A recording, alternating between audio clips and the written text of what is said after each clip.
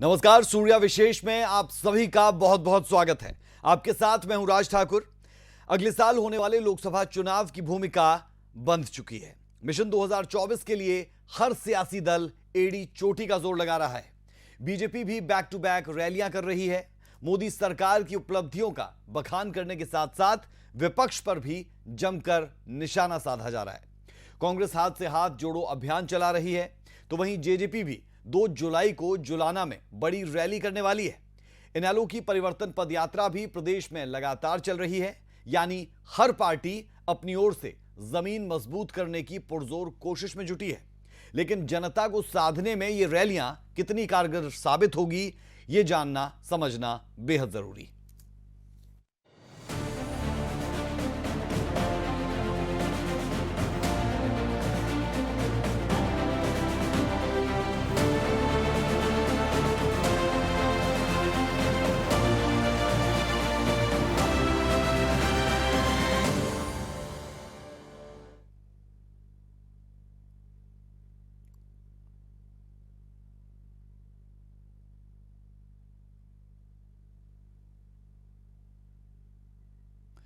दरअसल चुनावी बिगुल इसलिए अहम हो जाता है क्योंकि बीजेपी ने लोकसभा चुनाव का शंखनाद भी हरियाणा राज्य से ही किया।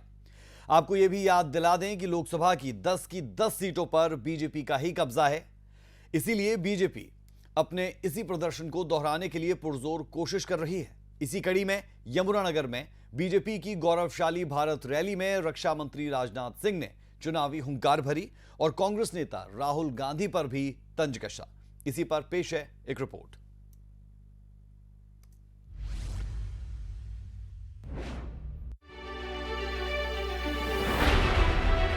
देश में लोकसभा चुनाव की भूमिका बननी शुरू हो चुकी है। बैक टू बैक रैलियों का शोर, वार पलटवार का सिलसिला जारी है। हरियाणा में बीजेपी पूरी तरह से चुनावी मोड़ में नजर आ रही है। इसी कड़ी में रक्षा मंत्री राजनाथ सिंह हरियाणा के दौरे पर पहुंचे। उन्होंने यमुनानगर की जगाधरी अनाज मंडी में आयोजित भारत गौरवशाली रैली में शिरकत की और अपने संबोधन की शुरुआत भारत माता की जय के नारे के साथ शुरू की। उन्होंने शीश झुकाकर जनता को सम्मान भी दिया। राजनाथ सिंह ने कांग्रेस पर जमकर प्रहार भी किया। सुनिए जरा। लेकिन हो क्या रहा है? हो रहा है कि हमारे कांग्रेस पार्टी के लोग, उसके एक नेता हैं, वो नेताजी जहां भी जाते हैं तो कहते हैं यहाँ नफरत की बाजार है, नफरत की बाजार में मैं मोहब्बत की दुकान लगाने आया हूँ। मैं आपसे पूछना चाहता हूँ कि यहाँ आपके हरियाणा में कहीं नफरत की बाजार है? आप बताइए, नफरत की बाजार है कहीं? यहाँ आवाज देकर बतलाइए, नफरत की बाजार है कि नहीं? हाथ मत हिलाइए। तब तो यहाँ उनकी मोहब्बत की दुकान नहीं लगने पाएगी ना। क्या बात है? मोहब्बत यदि किसी के दिल में है तो केवल उन्हीं के दिल में है, और हिंदुस्तान में और किसी के दिल में नहीं है। कहां नफरत है? क्या हमारे प्रधानमंत्री ने शौचालय बनाते समय यह देखा कि कौन हिंदू है, कौन मुसलमान है, कौन ईसाई है? क्या यह देखा कि कौन किस जाति का है, कौन किस पंथ का है? क्या किसी के साथ कोई भेदभाव किया है?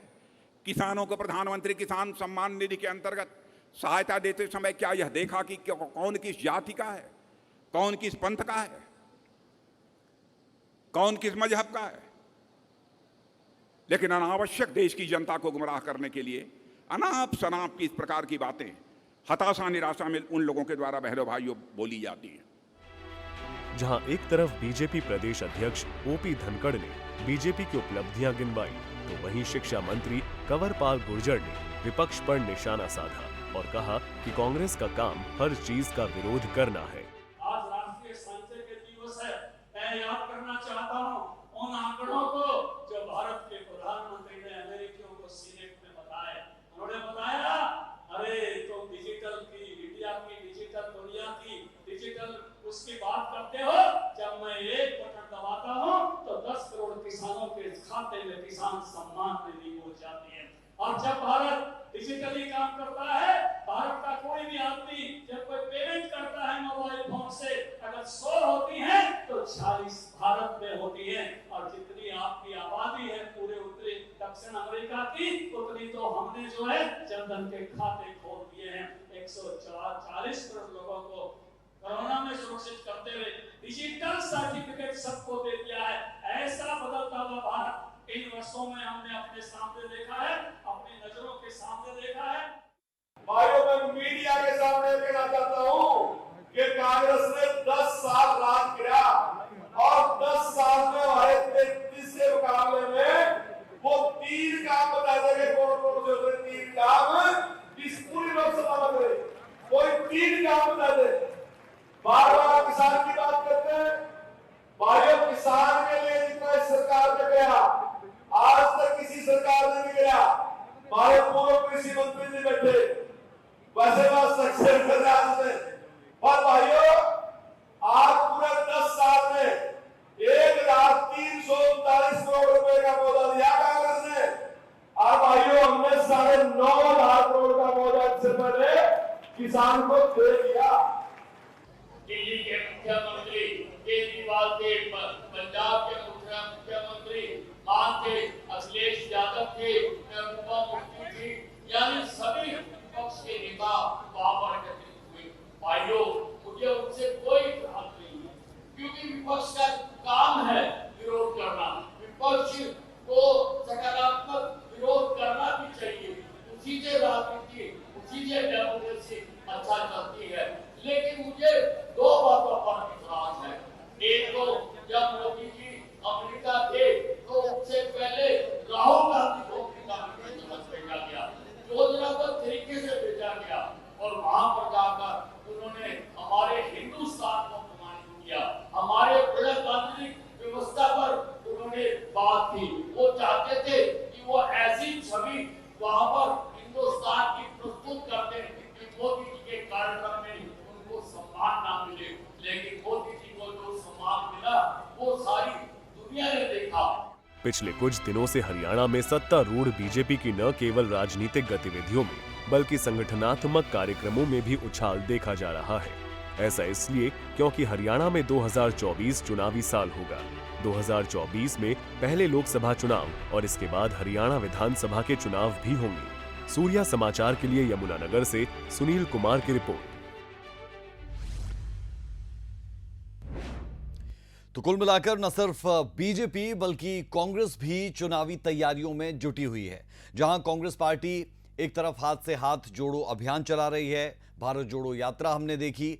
हरियाणा के परिप्रेक्ष्य में बात करें तो प्रभारी बदल दिए गए और सूर्या समाचार ने नवनियुक्त प्रभारी दीपक बाबरिया से खास बातचीत की। इस दौरान उनकी तरफ से चंडीगढ़ में हुई बैठक और उस दौरान बहुत सी ऐसी चीजें जहां पर नेता आमने सामने आ गए थे, उसे लेकर उनकी तरफ से क्या कहा गया। प्रदेश अध्यक्ष उदय भान से भी बातचीत की गई है, वो जरा आप सुने।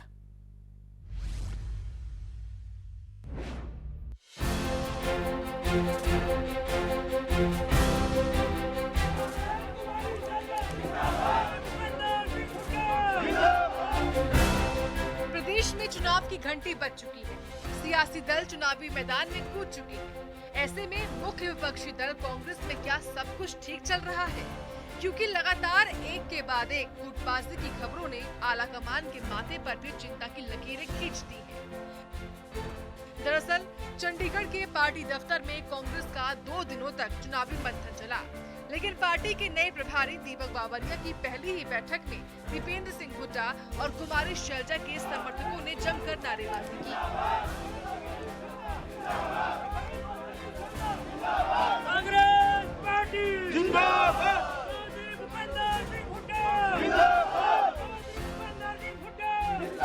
दरअसल शैलजा ने जब मीटिंग के दौरान अपना संबोधन शुरू किया था तो एक कार्यकर्ता ने अब की बार हुड्डा सरकार का नारा लगा दिया। इसके बाद शैलजा भड़क गई और इतनी ही देर में शैलजा के समर्थक ने शैलजा के समर्थन में नारे लगाने शुरू कर दिए और ये सब कुछ नवनियुक्त प्रभारी दीपक की मौजूदगी में हो रहा था। इसी को लेकर नवनियुक्त प्रभारी दीपक बाबरिया और कांग्रेस प्रदेश अध्यक्ष उदय भान ने दिल्ली में सूर्य समाचार से खास बातचीत में अपनी अपनी प्रतिक्रिया भी दी है। सुनिए जरा। एक सिस्टम चली आ रही है हरियाणा में, तो नारेबाजी करते हैं, मगर मैं समझ रहा हूँ कि आने वाले दिनों में वो उसकी निरर्थकता भी समझ जाएंगे कि पार्टी की मीटिंग में इस प्रकार की चेष्टा से दूर रहना चाहिए। ना कोई अव्यवस्था थी, ना कोई नाराज था। अपने नेताओं का किसी ने उत्साहवर्धन करने के लिए नारे लगा दिया तो उसमें कोई अनुशासनहीनता नहीं की। वो एक आदमी का अति उत्साह भी झलकता है, और अपने एक प्रमोट करना होता है, अपने उत्साह बढ़ाना होता है अपने नेता का जो जिसके साथ जुड़ा हुआ है। लेकिन उसका एक संकेत जरूर गया कि जो कई भावी मुख्यमंत्री के जो आप बता रहे हो कि नारे लगे, उसका ये संकेत जरूर गया कि आने वाला समय कांग्रेस पार्टी का है और हरियाणा में कांग्रेस पार्टी सरकार बनाने जा रही है। वहीं साल 2024 के चुनावों को लेकर दीपक बाबरिया ने कहा कि कांग्रेस पार्टी चुनाव के लिए तैयार है। हरियाणा में जो परिस्थिति मैंने देखी है, कांग्रेस पार्टी, कांग्रेस का नेतृत्व, स्टेट की लीडरशिप, वो किसी भी चैलेंज को सामना करने के लिए, किसी भी चैलेंज को जीतने के लिए बिल्कुल जो है तैयार हैं, और उसकी बड़ी प्रतिबद्धता है उसके लिए। और पूरे हरियाणा में सब लोगों का हौसला बहुत बुलंद है। बहरहाल चुनाव 2024 में होने हैं, लेकिन एक अनार 100 बीमार वाली कहावत कांग्रेस में साफ देखी जा सकती है। अब देखना दिलचस्प होगा कि नवनियुक्त प्रभारी दीपक बाबरिया प्रदेश कांग्रेस में आपसी कलह को कैसे दूर कर पाते हैं। दिल्ली से सूर्या समाचार के लिए विनय सिंह की रिपोर्ट। तो हर दल तैयारी के साथ आगे बढ़ रहा है, क्योंकि मिशन 2024 है। कौन कितना तैयार है, ये बेहद अहम। तमाम पार्टियों के प्रवक्ता हमारे साथ जुड़े हैं। सूर्या विशेष में चर्चा की शुरुआत करेंगे। विधु रावल बीजेपी प्रवक्ता हमारे साथ, केवल ढींगरा कांग्रेस प्रवक्ता हमारे साथ जुड़े हैं, विजेंद्र रेडू इनेलो प्रवक्ता आप भी हमारे साथ जुड़े हैं, उमेश भाटी जेजेपी प्रवक्ता आप भी हमारे साथ। आप सभी का बहुत बहुत स्वागत है सूर्या विशेष में, सूर्या समाचार पर। सबसे पहले मैं रुख विधु रावल जी आपका कर रहा हूं। आज राजनाथ सिंह यमुनानगर पहुंचते हैं, रैली को संबोधित करते हैं। इस दौरान बहुत सी बातें कहते हैं और जवानों से लेकर पहलवानों तक को हरियाणा की शान बताते हैं। हरियाणा कितना इंपॉर्टेंट सेंटर के लिहाज से भी कि लोकसभा चुनावों के लिए सिरसा से ही रैली की शुरुआत की जाती है और बहुत सी रैलियां, बहुत से सेंट्रल मिनिस्टर्स यहां पर पहुंचते हैं। तो हम कह सकते हैं कि पूरे तरीके से चुनावी मोड में नजर आ रही है बीजेपी। राज ठाकुर जी, आज की जो रैली थी वो जो 30 मई से लेकर 30 जून तक भारतीय जनता पार्टी का पूरे देश भर में जो 9 साल तक आवाज नहीं आ रही बिल्कुल भी शासन के कारण, क्या मेरी आवाज आ रही है राज जी? क्या आप सुन पा रहे हैं मुझे? राज जी क्या सुन पा रहे हैं आप? हमें नहीं सुनाई दे रहा किसी को भी। हम नहीं सुन पा रहे। कोई बात नहीं। बिल्कुल विधु रावल जी मैं सुन पा रहा हूं आपको, कहें आप। ठीक, हम तो नहीं सुन पा रहे। हमारे को तो सुनाई नहीं दे रहा कुछ भी। आप सुन पा रहे हैं, हम कैसे जवाब देंगे किसी का? देखिए, ये बड़ी दिलचस्प स्थिति है। विपक्ष जिस प्रकार से देश से कटा हुआ है, हरियाणा की जनता से कटा हुआ है, उसी प्रकार से मेरी आवाज से भी कटा हुआ है। खैर, मुझे इको आ रही है, इस इको को फिक्स करवा दीजिएगा प्लीज। भारतीय जनता पार्टी की 30 मई से लेकर 30 जून चाहूंगा तक टेक्निकल टीम को कि तमाम ग्लिचेस को दूर करे, जो प्रॉब्लम्स हमारे तमाम गेस्ट को आ रही है। विधु रावल जी आप कंटिन्यू करें आप। 30 मई से 30 जून तक भारतीय जनता पार्टी की जो एक पूरा राष्ट्रव्यापी कार्यक्रम चल रहा है, गौरवशाली भारत, इसको लेकर अनेक स्थानों पर पूरी 542 की 542 लोकसभाओं में हमारे रैलियां हो रही हैं, बड़ी बड़ी रैलियां हो रही है। इसके अतिरिक्त बहुत सारे सम्मेलन, चाहे व्यापारी सम्मेलन हो, चाहे प्रबुद्ध नागरिक सम्मेलन हो, चाहे लाभार्थी सम्मेलन हो, चाहे अलग अलग प्रकार से पन्ना प्रमुख सम्मेलन हो जो कि विधानसभा स्तर पर हो रहे, ये सारे देश के अंदर ये कार्यक्रम हो रहा है। इसको केवल हरियाणा को अलग करके देखना मुझे लगता है कि ये ठीक नहीं होगा।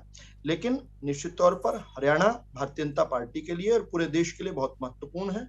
महत्वपूर्ण इसलिए है क्योंकि हरियाणा ने हमेशा जो है भारत की विकास यात्रा में अपना एक अभूतपूर्व स्थान रखा है। और जब भारतीय जनता पार्टी को चाहे 2014 में हम 8 सीट लड़े थे तो 7 सीट जीते थे, उसी के बदौलत जो है मोदी जी को पूरे देश में आशीर्वाद मिला। हमने अपने बूते 30 साल बाद ऐसी एकमात्र सरकार बनी थी जो अपने बूते बनी थी। गठबंधन की राजनीति ने किस प्रकार से, कोएलिशन गवर्नमेंट ने किस प्रकार से जो है जकड़ा हुआ था देश को, अपने दम पर हमने हमारी सरकार बन पाई थी। हमने हालांकि अपने घटकों को साथ लेकर सरकार में रहे थे। इसी प्रकार से जब 2019 में 10 सीटों पर लड़े 10 की 10 पर हमने क्लीन स्वीप किया और बड़े प्रचंड बहुमत के साथ हरियाणा की जनता ने हमें स्नेह प्रेम और आशीर्वाद दिया और कहा मोदी जाओ खुलकर भारत माता की जय और भारत माता की विजय सुनिश्चित करो।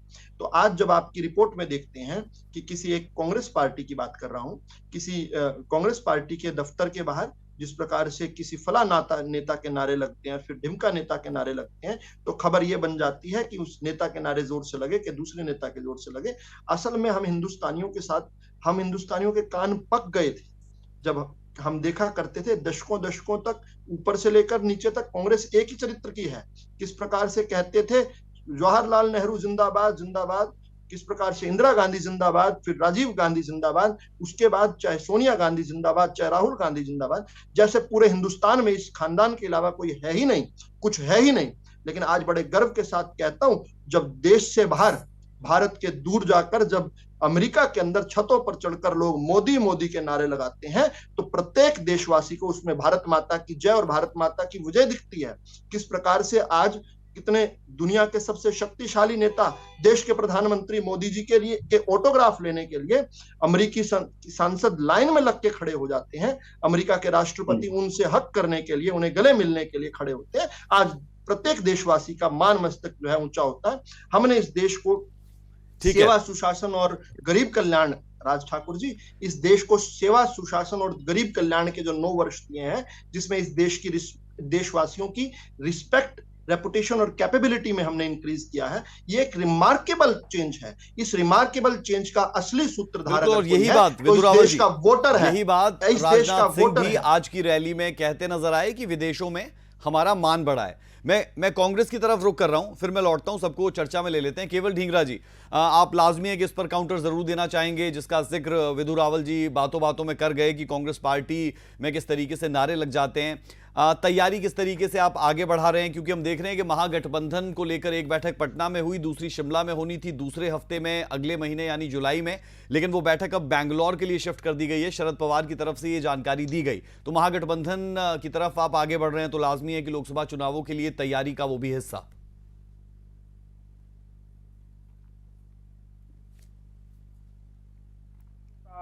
राजनाथ सिंह जो है, उन्होंने ये कहा कि कोई भेदभाव हमने नहीं किया, सभी वर्गों को हमने बड़ा अच्छा काम किया। तो मैं बताना चाहता हूँ, ऐसा कोई वर्ग नहीं होगा जिसको पीटा नहीं, लाठी डंडे नहीं मारे। ऐसे कोई वर्ग नहीं होंगे जिसकी इन्होंने कुटाई छिलाई नहीं की होगी। किसानों को 1 साल तक कम से कम दिल्ली के बॉर्डरों पर बिठाया और करीबन उनको कभी कीले चुभाई, कभी उनके ऊपर पानी की बौछारें छोड़ी, कभी उनके ऊपर जो है प्रहार किस तरीके से किए कि कभी कहा कि ये किसान जीवी हैं, आतंकवादी हैं, फिर कहा ये परिजीवी हैं। परिजीवी का मतलब होता है खून चूसने वाले कीड़े, वो किसानों को बताया इन्होंने। और फिर उसके बाद 700 किसान शहीद हो गए। फिर ये कहते हैं कि हम माफी मांग लेते हैं किसानों से, और मोदी जी ने किसानों से माफी मांगी और उनके फिर कानून जो है 3 काले जो कानून बनाए थे वो वापस ले लिए। ये अच्छा, उसके बाद जो है ये क्यों किया? क्योंकि मोदी जी से ये ना कोई पूछे कि भाई किसानों की आय दुगनी करनी थी तो क्यों नहीं की, क्योंकि हम दूसरी तरफ को मोड़ के ले जाएं और किसानों की आय दुगनी ना करें, इसलिए उनके 3 काले कानून उसके ऊपर बनाए गए, जिससे उनको लाठियां और दिस दैट सब मिला। इसी तरह से कोई ऐसा वर्ग नहीं जिसको पीटा नहीं, कोई असमान पिटाई की सब सारे वर्गों की। आप वर्ग बता देता हूँ, चाहे वो कर्मचारी वर्ग हो, 2 करोड़ रोजगार हर साल देने थे, 18 करोड़ रोजगार ऐसे ही राज्य शायद मुझे लग रहा है आपको मिल गए होंगे देश को भी। इस करके इस तरह से कहा था कि हम 100 स्मार्ट सिटियां बनाएंगे।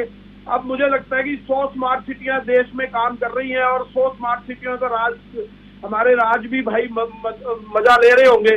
इसी तरह से इन्होंने कहा था कि हम अच्छे दिन लाएंगे, 15-15 लाख रुपए सबके खातों में डाल दिए जाएंगे। तो मुझे लगता है राज्य जी के खाते में भी 15 लाख रुपए आ चुके होंगे। इसी तरह से हमारे पैनलिस्ट के भी खातों में आ चुके होंगे मुझे लगता है। और उसके बाद देखिए, मोदी जी ने 100 लाख करोड़ का लोन ले लिया देश के ऊपर। गजब तंज मार रहे हैं आज। कहाँ गया केवल ढींगरा जी, आज बहुत तंज भरे लहजे में बहुत कुछ आप कहते हुए नजर आ रहे हैं। नहीं, अभी हम चर्चा को थोड़ा सा आगे बढ़ाते हैं और कांग्रेस की क्या तैयारी है उस पर भी आ जाते हैं। क्योंकि शायद आपका पॉइंट आ गया केवल जी। कांग्रेस पार्टी की तैयारी, साथ ही साथ जो कांग्रेस पार्टी में नारेबाजी हो गई उस पर अगर आप जवाब देना चाहें, और महागठबंधन को लेकर जो प्लेस था वो भी बदल गया, लेकिन महागठबंधन की दूसरी बैठक ऑन है। दिया उसके बारे में भी पूछना है। हरियाणा की भी 1,82,000 पद खाली पड़े हैं, उसके बारे में भी पूछना है। हरियाणा में भी 3 बार गोली चली है, 100 आदमी पुलिस की गोली का शिकार हुए हैं, माथे में छाती पे गोलियां बची हैं। हरियाणा के अंदर भी सभी वर्गों की पिटाई हुई है, उसके बारे में भी पूछना है। हरियाणा में भी बहुत बुरी हालात हुई है, उसके बारे में भी पूछना है। पहलवानों के बारे में भी पूछना है, उनकी क्या गत की है, उनको किस तरह से उनका सम्मान किया है, दिल्ली के बॉर्डरों पे बिठा के, जंतर मंतर पे बिठा के उनका किस तरह से यौन शोषण भी हो रहा है और उनका सम्मान भी हो रहा है, और उनके जो FIR दर्ज होती है उस पर कोई काम नहीं होता। हरियाणा के संदीप सिंह के बारे में भी पूछना है, जो यौन शोषण का FIR दर्ज हुई है और उसके ऊपर कोई कार्रवाई नहीं हुई। उस बेचारी लड़की को थाने में सुबह सुबह बिठाया जाता है और रात को छोड़ा जाता है। ये सम्मान कर रहे हैं पूरे देश का। अगर इस तरह से सम्मान देश का होगा, इसी तरह से विदेश में सम्मान हो रहा है। जब विदेश में मोदी जी जाते हैं, सम्मान करते हैं बहुत ज्यादा, और एक तरफ सम्मान हो रहा होता है और पीछे लोग जो हैं उसकी बैक स्टेज पे गालियां निकाल रहे होते हैं। लेकिन ये सम्मान वाली पिक्चर को टीवी पे दिखाया जाता है, जो पीछे गालियां पड़ रही होती है उस पिक्चर को नहीं दिखाया जाता। तो ये सम्मान हो रहा है ना हमारे देश में, प्रदेश में भी और देश में भी और विदेश में भी ये सम्मान हो रहा है हमारे देश में।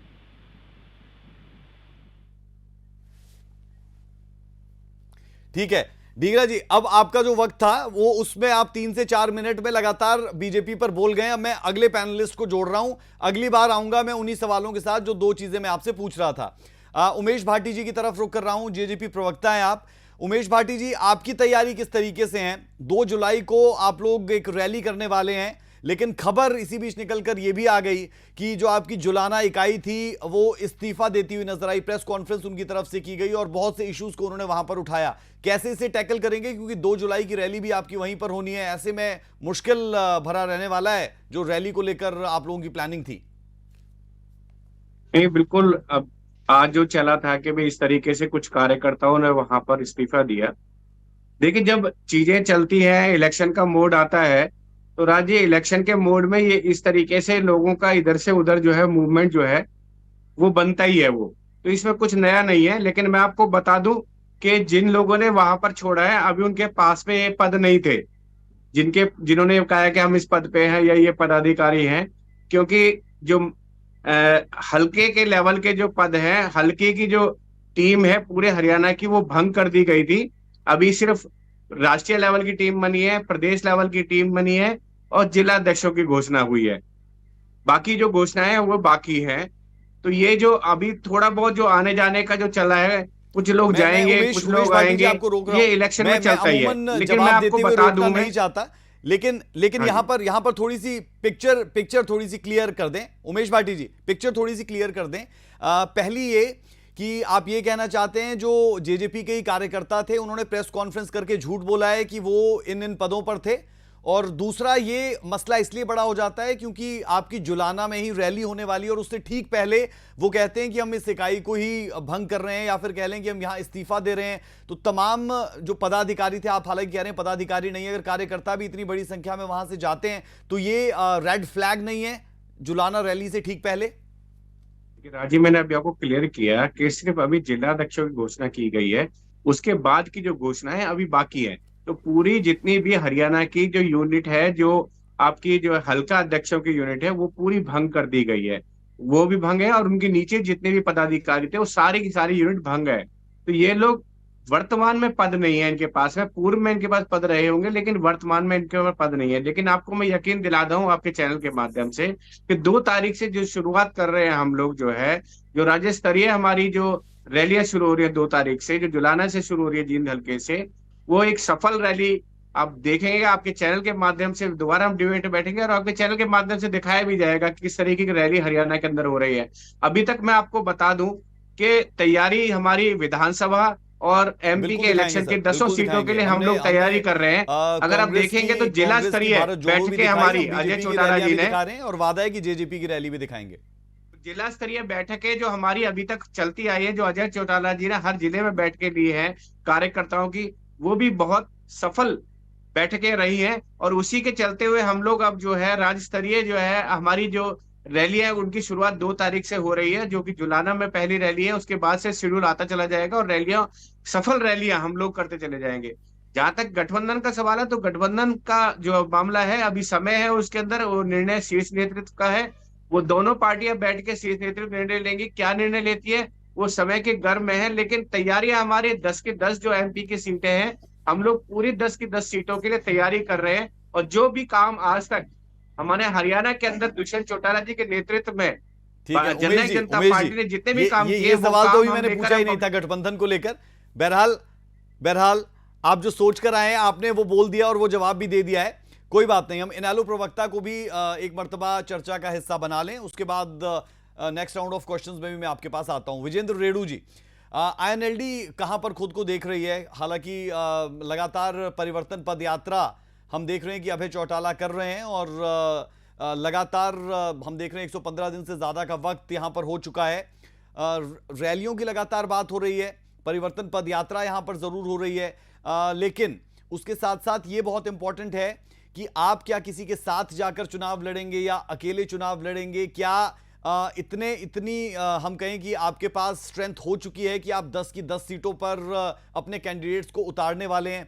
क्योंकि हमने देखा था कि जब जेजेपी उभरी तो कहीं ना कहीं आईएनएलडी का ही वोट छिटक कर वहां गया, तो एक चैलेंज तो है आपके सामने ये। जी बिल्कुल, राज ठाकुर जी, जिस प्रकार से स्वर्गीय ताऊ देवीलाल पूर्व प्रधानमंत्री हिंदुस्तान के पद चिन्हों पर चलते हुए उनके पोते अभय सिंह जी चौटाला ने 2019 के चुनाव के बाद हरियाणा प्रदेश की भूमि पर, हरियाणा प्रदेश की मातृभूमि के ऊपर जो संघर्ष किया है और जो त्याग किया है, उसको देखते हुए हरियाणा प्रदेश के लोगों ने अभय सिंह चौटाला को 2024 के लिए मुख्यमंत्री मान लिया है। ऐसा हमारा विश्वास जाग चुका है अब, क्योंकि जो ये परिवर्तन पद यात्रा है, इससे पहले चाहे किसान आंदोलन की बात हो, ताऊ देवीलाल के पद चिन्हों पर चलते हुए जिस प्रकार से ताऊ देवीलाल ने प्रधानमंत्री जो सर्वोच्च पद हिंदुस्तान का है उससे त्याग पत्र दे दिया था, उसको ठुकरा दिया था। इसी प्रकार से पूरे हिंदुस्तान में लगभग 5100 जनप्रतिनिधि हैं, एकमात्र अभय सिंह जी चौटाला ने किसानों के हित में त्याग पत्र देकर के किसानों के साथ लड़ाई लड़ने का काम किया और उनकी तन मन और धन से सेवा करने का काम किया। और उसके बाद लोगों के बीच में गए परिवर्तन पद यात्रा के माध्यम से और गांव-गांव में जाकर के लोगों की समस्याओं को सुनने का काम किया, उनकी समस्या को समझने का काम किया और इस तरीके से लोगों ने उनको भरपूर आशीर्वाद दिया। इसलिए हम 2024 में सरकार बनाने जा रहे हैं और 10 की 10 लोकसभा सीटों पर चुनाव भी लड़ेंगे। जहां तक आपने कहा कि किसी के साथ मिलकर के चुनाव लड़ेंगे या फिर अकेले लड़ेंगे, उसके लिए लास्ट ईयर जो 25 सितंबर था, फतेहाबाद की रैली में चौधरी ओम प्रकाश चौटाला जी ने सर्वप्रथम एक थर्ड फ्रंट की घोषणा करने का काम किया था और वहां पर कई जो देश के सीनियर लीडरशिप है उनको बुलाने का भी काम किया था और ये कहा गया था कि विपक्ष को एक होकर के चुनाव लड़ना चाहिए ताकि इस सरकार से हिंदुस्तान को बचाया जा सके। उस कड़ी में यदि ये महागठबंधन होता है तो इनेलो महागठबंधन का हिस्सा बनेगी और उसके साथ मिलकर के लड़ेगी। यदि महागठबंधन किसी कारण से नहीं हो पाता है तो इंडियन नेशनल कांग्रेस पार्टी अपने आप इलेक्शन लड़ने में सक्षम है और वो चुनाव बड़ी मजबूती के साथ लड़ेगी। दूसरी बात, राज ठाकुर जी देखिए, जिस प्रकार से अब आज आपने राजनाथ जी यमुनानगर की रैली का भाषण सुनवाया कि उन्होंने कहा कि जवान और पहलवान की भी बात उन्होंने जिक्र किया। मैं ये मानता हूं कौन सी उनके अंदर हिम्मत आई इनकी बात करने के लिए। पहलवान जो इतने महीनों से धरने पर बैठे हैं और एक ऐसे दोस्त के साथ जिसको कि कहने में भी बार बार शर्म आती है और उनको कहते हैं कि झूठा इल्जाम लगा रहे हैं, उनकी सुनवाई नहीं होती है। एक अंतरराष्ट्रीय ख्याति प्राप्त महिला पहलवान को बोलते हैं कि ये राजनीति का शिकार हो गए इसलिए अपनी इज्जत को उछाल रहे। ये शर्म की बात है, उनकी सुनवाई नहीं हुई और फिर वो पहलवान की यहाँ बात करते हैं। ये जवान की बात करते हैं, जो जवान देश की सीमाओं पर खड़ा होकर के देश का प्रहरी बनकर के अपने प्राण तक न्यौछावर करने की हिम्मत रखता है और देश को सुरक्षित रखने का काम करता है, उस जवान के पर उतरते हुए इन्होंने इसको अग्निवीर को लागू करने का काम किया। ये कहते हैं अग्निपथ हमने बना दी, जिसका परिवार सुरक्षित महसूस करता था, मेरा बेटा आर्मी में चला गया, वो अब 4 साल का रिटायर होकर के एक रिटायर की शादी हुआ करेगी। इस तरह के कामों को देख करके मैं मानता हूं कि 2024 में लोगों का मन विदुर रावत जी आपके पास आ रहा हूं। आपने तमाम पॉलिटिकल पार्टीज को सुना और उन पर आप काउंटर भी देना चाह रहे होंगे, लेकिन इसमें मेरा एक सवाल है और जवाब थोड़ा जल्दी पूरा कीजिएगा क्योंकि वक्त की कमी रह जाएगी।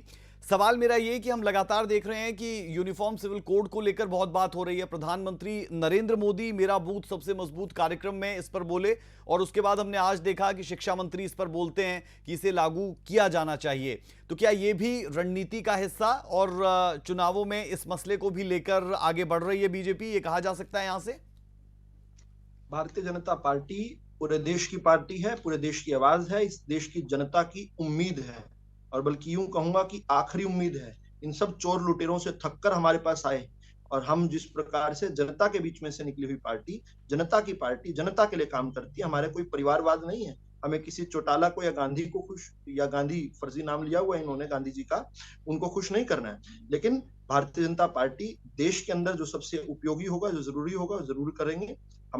हम इन 3 प्रमाणित विषयों पर चलते थे। श्री राम जन्मभूमि पर भव्य राम मंदिर का निर्माण हो, ये 6 अप्रैल 1980 में ही हमारे तीनों विषय कोर विषय रहे हैं।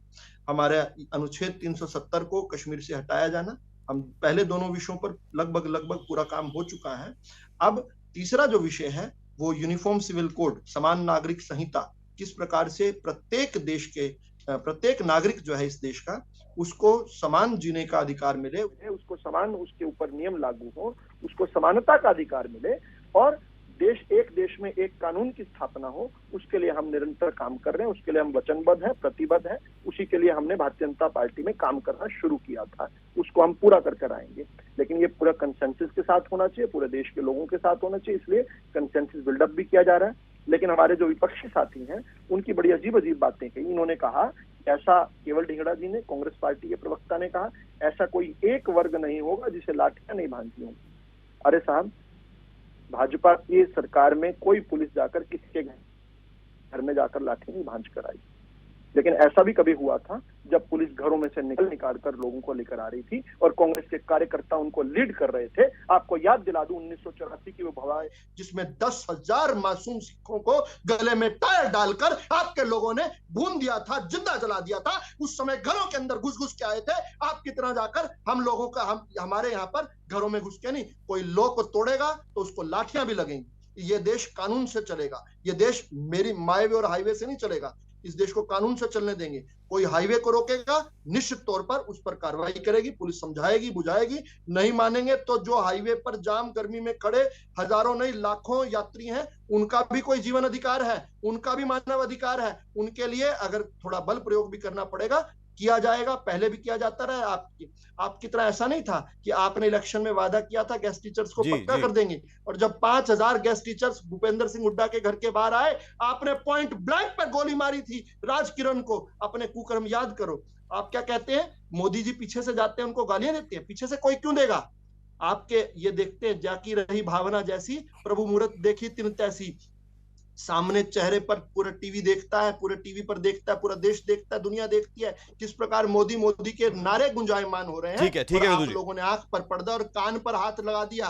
राहुल गांधी का किस प्रकार से उनके खुद के कार्यक्रम में इंदिरा गांधी जी के साथ काम किए हुए बुजुर्ग ने खड़े होकर कहा था कि राहुल गांधी जी ये बिहेव नहीं करते। आपकी दादी जी जब यहाँ आई थी लंदन में 1978 में, उन्होंने क्या जवाब दिया था? राहुल गांधी को याद दिलाया, इसको मुंह पर बोलना बोलते हैं, मुंह पर अपोज किया था एक बुजुर्ग ने, और पुराने कांग्रेसी ने कहा था भारत का अपमान भारत से बाहर ना करो। और जो मैं केवल जी की तरफ रुक कर लेता हूँ। केवल जी, मैं महागठबंधन पर आ रहा हूं, और मैं जब फर्स्ट राउंड ऑफ क्वेश्चंस में था तो मैंने उस दौरान भी ये कोशिश की कि मैं आपसे इस पर जवाब ले पाऊं, क्योंकि महागठबंधन बहुत इंपॉर्टेंट बताया जा रहा है हर दल की तरफ से। उसमें आईएनएलडी भी है और कांग्रेस भी है, और इन 2 दलों का जिक्र इसलिए कर रहा हूं क्योंकि ये हरियाणा में सक्रिय है। आपके लिए महागठबंधन कितना इंपॉर्टेंट है? क्योंकि ऑल वर्सेस नरेंद्र मोदी लगता है, जो उसकी डेट थी जो पहले शिमला में होना था, अब वो बेंगलुरु में हो रहा है। राहुल गांधी और मल्लिकार्जुन खड़गे वहां पर पहुंचे थे, तो इसलिए ये आपके लिए बहुत ज्यादा इंपॉर्टेंट दिखता है। इस पर प्लीज जवाब दे दें, उसके बाद आप काउंटर भी देना चाह रहे होंगे तो दे दें। नहीं राजीव, मैं पहले जो है प्रवक्ता महोदय की बात का जवाब दूंगा, उसके बाद महागठबंधन पे आता हूँ। इस हमारे प्रवक्ता जो बीजेपी के यहाँ बैठे हैं, इन्होंने देश की जनता को धमकाने की बात करी है। इन्होंने ये कहा है कि हम उन लोगों को धमकी दे रहे हैं जो लोगों ने हमारे देश का कुछ भी काम किया है, चाहे वो किसान वर्ग है, चाहे वो कर्मचारी वर्ग है, चाहे वो बिजनेसमैन वर्ग है। सीधी धमकी दे रहे हैं ये लोग सीधा धमका रहे हैं उन वर्गों को, और सीधे शब्द देश की जनता को धमका रहे हैं बीजेपी पार्टी वाले। ये सीधे शब्दों में कह रहे हैं, पहले पीटा उनको, अब सीधे शब्दों में धमकी भी दे रहे हैं साथ में। ये बात कहना चाहता हूँ। और एक दूसरी बात इसके साथ साथ ये कहना चाहता हूँ, 2019 के अंदर इनको किस प्रकार से दुष्प्रचार कर रहे हैं मेरे नाम से जनता ने दी थी। आपके चैनल का उपयोग करके ये दुष्प्रचार कर रहे हैं, इनको रोकिए। आपने सुना कि मैंने ऐसा कहा? इंडिपेंडेंट दलों को 32 करोड़ वोट दी थी। अब मैं महागठबंधन पे ये बात बताना चाहता हूँ आपको कि महागठबंधन तो अगर होता है, अगर महागठबंधन सिरे चढ़ता है, अगर महागठबंधन में कांग्रेस को साथ लेकर वो पार्टियां सभी चलती हैं, तो मैं आपको दावे के साथ कह सकता हूं कि 12 करोड़ वोट तो कांग्रेस की पहले 2019 में थे, जब मोदी जी अपने आप को अच्छे दिनों के वायदे कर रहे थे। और आज उनकी 22 करोड़ वोट जो थी पहले 22 करोड़ वोट से आज आधी रह चुकी है, और आधी मतलब 11 करोड़ वोट, और हमारी 12 करोड़ वोट थी वो बढ़ के डबल से भी ज्यादा हो चुकी है। और 32 करोड़ वोट जो है वो भी हमारे साथ अगर ऐड हो जाती है तो बीजेपी का सुपड़ा साफ हो जाएगा।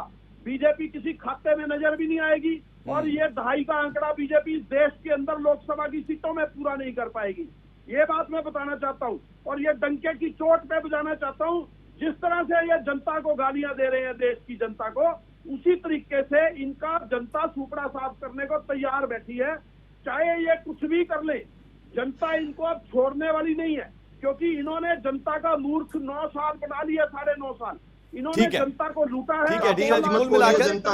कुल मिलाकर महागठबंधन आपके लिए इंपॉर्टेंट है, और उस दिशा में भी काम करते हुए आप नजर आएंगे। और जो लगातार बैठकें हो रही है, उन बैठकों का हिस्सा कांग्रेस पार्टी बहुत प्रमुखता के साथ दिखती है। बैंगलोर में होने वाली महागठबंधन की बैठक बहुत इंपॉर्टेंट है, उस पर पॉलिटिकली अगर देखें तो बहुत ज्यादा निगाहें रहेंगी कि उस बैठक से क्या कंक्रीट निकलता है। मैं रुक कर रहा हूं उमेश भाटी जी आपका, जेजेपी प्रवक्ता का।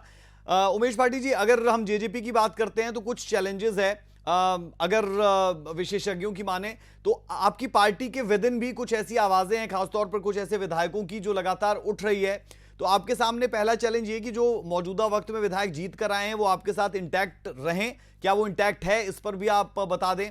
और जो नए लोग आपको अपने साथ जोड़ने हैं, उन्हें लाजमी तौर पर, आपने जैसा खुद कहा कि अभी हम संगठन के स्तर पर जिला में हमने अध्यक्ष जरूर बनाया, लेकिन उसके नीचे हमें लोगों को अभी डिप्यूट करना है, क्योंकि जब जुलाना का मैंने जिक्र किया तो वो आप ही ने बताया।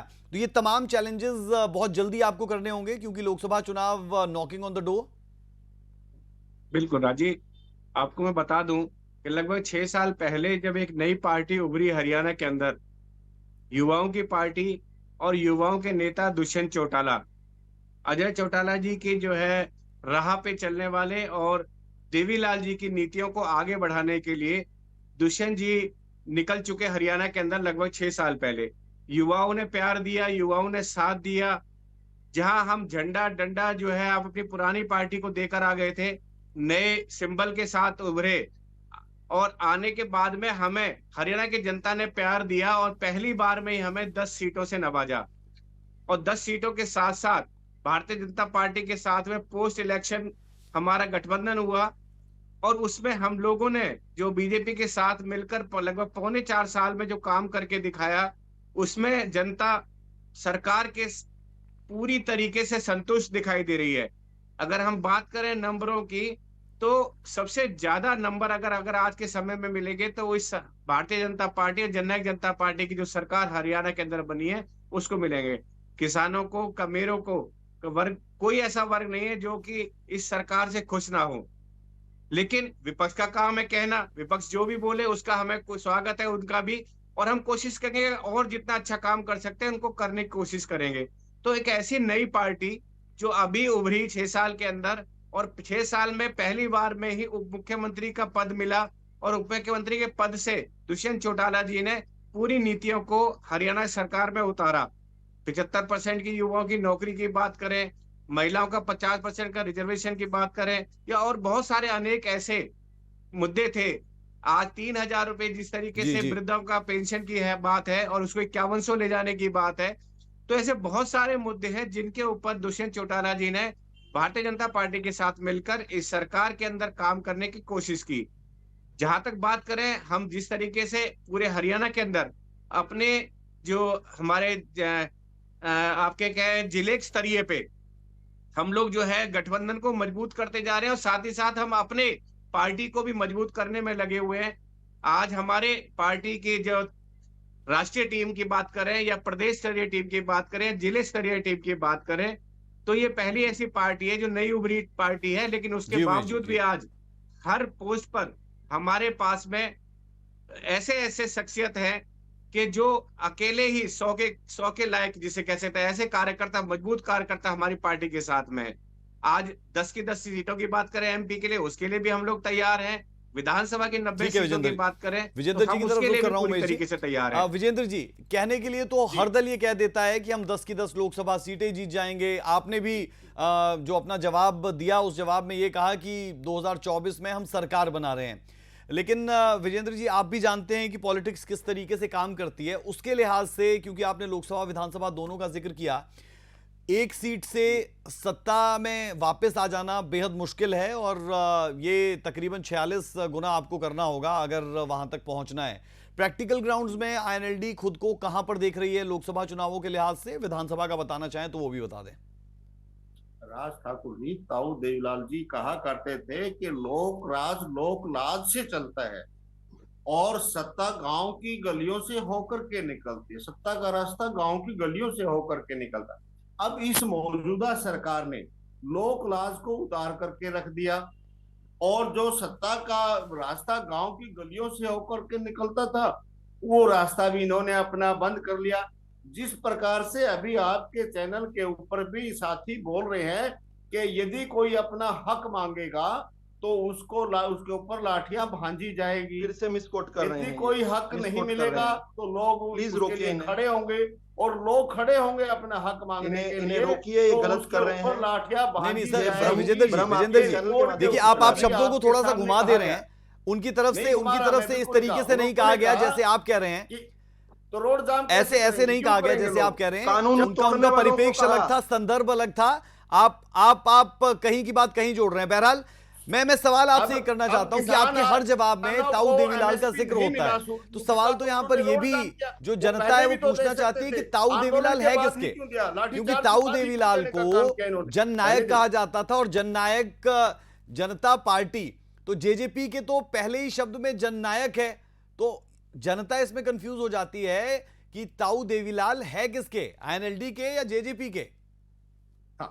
ताऊ देवीलाल आईएनएलडी के हैं। चौधरी ओम प्रकाश चौटाला उनके बेटे हैं, उन्होंने स्थापना किया। आगे चौधरी ओम प्रकाश चौटाला जी ने उनको चलाने का काम किया, और अब आगे एम सिंह चौटाला उनको संभाले हुए और बखूबी संभाले हुए अच्छे तरीके से। यदि जेजेपी ताऊ देवीलाल के पद चिन्हों पर चलने वाली होती तो किसानों के ऊपर जब लाठियां बरसाई जा रही थी पीपली में, तो वो वहां पर नहीं टिकते, और किसानों के समर्थन में छोड़ करके त्याग पत्र फेंक करके इनको आना चाहिए था किसानों के साथ। और जब सरपंचों को बुला करके रोडों पर पीटने का काम किया जा रहा था तो उनके समर्थन में आना चाहिए था। ताऊ देवीलाल वो शख्सियत थी जिन्होंने उप प्रधानमंत्री का पद छोड़ दिया था। हमने उसी दिन समर्थन कर दिया था किसानों का भी। आप क्यों कि नहीं हम आए? किसानों के साथ खड़े हुए हैं। अगर किसान कहते हैं तो उप मुख्यमंत्री पद से हम उसी समय इस्तीफा दे देंगे जिस समय हम किसान को लगेगा कि हमारे इस्तीफे से उनको कोई फायदा होता है। हम लोग तो इस्तीफा तक देने को तैयार थे। तो ऐसी बात नहीं करेंगे कि हम लोगों ने समर्थन नहीं किया। हमने पूरी तरीके से किसान आंदोलन का समर्थन किया। और आज अगर बात करें बहनों ठीक है, मैं विदुर रावल जी आपके पास आ रहा हूं, और सिर्फ 30 सेकंड्स में जवाब चाहूंगा विदुर रावल जी, क्योंकि सबके पास मैं जा पाऊं ये कोशिश मेरी रहेगी। विदुर रावल जी, सवाल ये कि क्या राहुल गांधी को आप बहुत तगड़ा कंपटीशन मान रहे हैं, यानी बीजेपी, क्योंकि मणिपुर की तरफ वो आज गए और उन्हें वहां पर रोक दिया गया, और सीधे तौर पर हमने देखा कि बयानों की बयार सी आई कि राहुल गांधी को रोक दिया गया और बहुत गलत ये हो रहा है, इस तरीके के बयान आए। इस पर जरूर कहें, क्योंकि ये भी क्या चुनावों की रणनीति का हिस्सा होता है, किस तरीके से चीजें मूव करती है?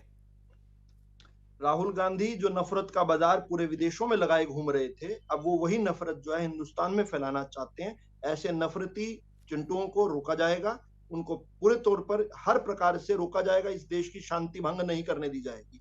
किसी ने अभी देवीलाल जी के बारे में बहुत कुछ कहा। देवीलाल जी की बात करें, देवीलाल जी मेरे नेता हैं, देवीलाल जी को मैं नेता मानता हूं, और देवीलाल जी किसान का मेरे वर्ग के नेता हैं। देवीलाल जी ने अपना पूरा जीवन जो है गरीब मजदूर के लिए निकाल दिया।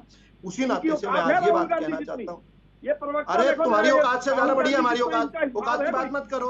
तुम केवल परिवारवादी लोगों, केवल परिवारवादी, राहुल गांधी का, तुम प्रियंका गांधी के बच्चों को भी अपना नेता मान लोगे मिनट से पहले। चलो अच्छा, बोल बीच में बोलो, बात बोलने दो। देवीलाल जी की बात बोलने दो, मुझे चुप रहो थोड़ी देर। ठीक है, केवल ढींगरा जी, केवल ढींगरा जी, केवल ढींगरा जी, का सम्मान करना नहीं आता, किसानों का सम्मान ये नहीं करते। तुम परिवारवादी लोग, वंशवादी लोग, सम्मान ये नहीं करते किसका है फिर? क्या राज्य में अपने 30 सेकंड बोल सकता हूँ?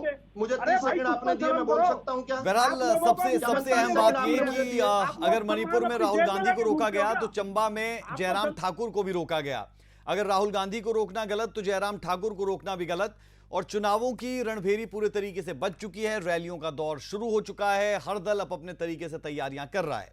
बेहद शुक्रिया आप सभी मेहमानों का हमारे साथ जुड़ने के लिए, चर्चा का हिस्सा बनने के लिए। तो कौन कितना तैयार मिशन 2024 के लिए, यह हमने जानने की कोशिश की हमारी आज की इस चर्चा में, क्योंकि रैलियों का दौर पूरे तरीके से शुरू है। बीजेपी इस मोड में जा चुकी है, कांग्रेस पार्टी तैयारी कर रही है, जेजेपी भी उसी तरफ बढ़ती हुई दिखती है। परिवर्तन पदयात्रा के जरिए आईएनएलडी भी कुछ ऐसा ही कर रही है। अभी के लिए सूर्या विशेष में इतना ही। मुझे और मेरी पूरी टीम को दें इजाजत, लेकिन खबरों का सिलसिला सूर्या समाचार पर कभी नहीं रुकता। बने रहे हमारे साथ। नमस्कार।